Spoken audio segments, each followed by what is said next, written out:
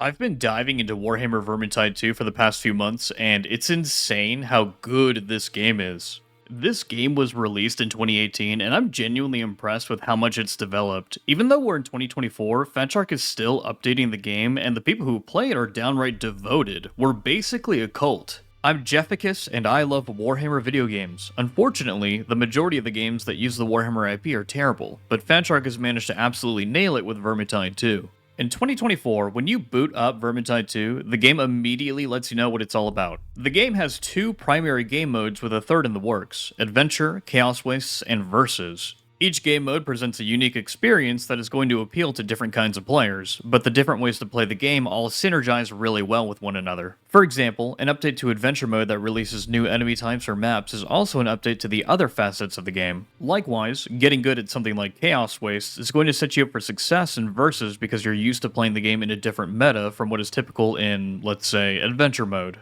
Without further ado, let's dive into the many ways to play Vermintide 2 in 2024.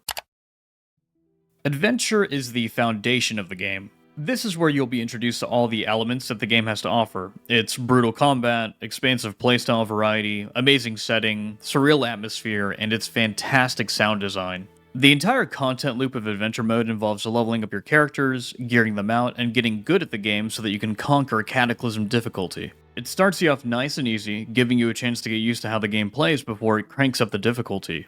After you pick a character that looks appealing to you and you hop into one of the many maps featured in the game, you're gonna get addicted. You're gonna want to keep leveling to get that next talent point, keep farming for that perfect piece of gear, keep discovering secrets in each level, and keep getting better at the game as it gets more and more challenging. Additionally, everything is designed to be replayed for hundreds or even thousands of hours.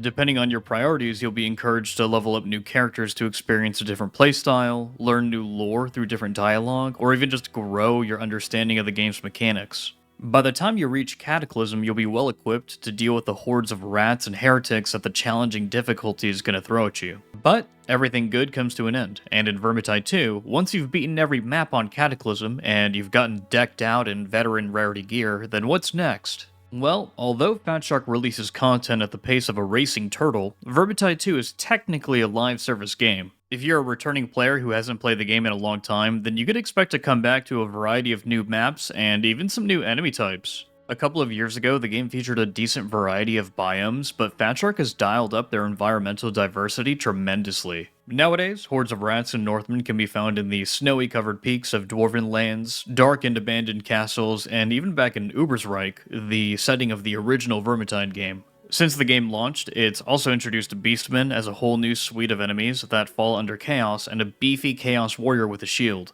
So with a seemingly unending loop of content and gameplay, it's not a matter of running out of things to do as much as it is a matter of how long the game will be entertaining for you. But don't worry, Vermintide 2 has you covered.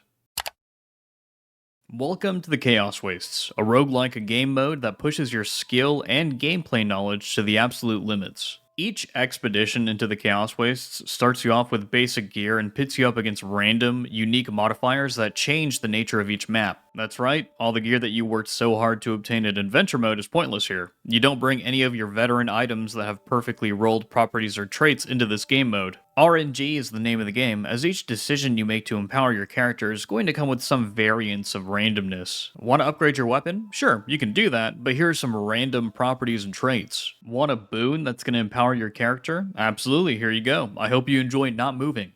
Perhaps you want to save your Pilgrim's coins for other purchases. Well, consider exchanging your weapon for a random one so that you can upgrade its rarity for half the cost of a conventional weapon upgrade. The point is that the roguelike nature of the Chaos Wastes ensures that each expedition is gonna be different. The only things that are consistent are your skill and gameplay knowledge, which works really well in this kind of game. Not to mention, each of the Chaos Wastes maps are different from those found in Adventure mode.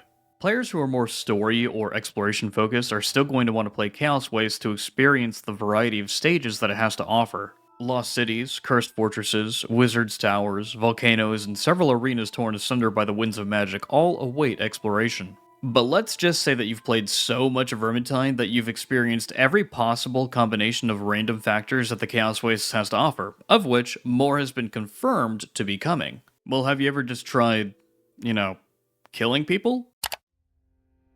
Versus throws two groups of 4 players into a lobby and forces them to kill each other. Each team gets a chance to play as both the Skaven and the Ubersreich 5. The game mode uses modified versions of maps from Adventure mode, but introduces a whole different skill set with playable Skaven. The way they control and play is completely different from anything that exists in Vermintide. And since players are controlling Skaven, new metas are developing in verses that don't quite match up with the conventional setups that you would normally see in Adventure mode. People use entirely different careers, weapons, and talents because player-controlled Skaven specialists are 100 times more dangerous than their predictable NPC counterparts. So far, the game mode seems to be coming along quite nicely, but there are some things that Fat Shark needs to balance and polish before it's ready to be released. My hope is that if and when Fat Shark balances things for verses, it stays in verses and doesn't affect Adventure mode or Chaos Wastes. I also hope that Versus introduces a whole new suite of achievements and earnable cosmetic rewards. This would give even the players who aren't too interested in a PvP mode some incentive to at least try it out. But if Fat Shark is going to do this, then I also hope that some kind of matchmaking gets introduced. The last thing that a solo player wants to see in a lobby is a stacked pre-mate on the other team. At the very least, some flexible, party-sized matchmaking would go a long way for versus. If you're solo, you only match with other solos, and if you're in a pre-made, you match with other pre-mates. I don't think it would be too tough to implement, and it would at least provide a foundation for matchmaking so people don't have a negative experience whenever they try the game mode. If you're a veteran who hasn't played Vermintide in a while, it's insane how much has been added to the game while you've been gone. If you're a new player and you're on the fence about getting the game, wait for it to go on sale and take the plunge. It's definitely worth it. And if you're like me, well, you're already addicted to the game, and you either aren't going anywhere or you're patiently waiting for Vermintide 3. Anyways, this has been Jefficus. I'll see you in game.